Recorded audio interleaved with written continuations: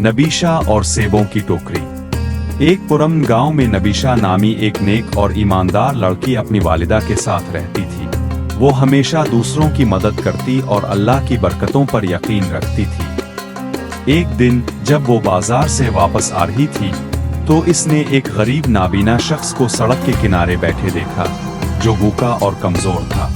नबीशा ने अभी घर के लिए सेबों की एक टोकरी खरीदी थी। वो लम्हा भर के लिए रुकी, क्या वो इसे कुछ सेब दे, अपने घर वालों के लिए सब रख ले। फिर इसे नबी अकरम की हदीस याद आई, सदका माल में कमी नहीं करता। सही मुस्लिम 2588। मुस्कुरा कर नबीशा ने नाबीना शख्स को अपने आधे सेब दे दिए। इसने हाथ उठाकर दुआ दी, बेटी अल्लाह तुम्हें बरकत दे। जब वो घर पहुंची तो इसने अपनी माँ को बताया कि इसने क्या किया।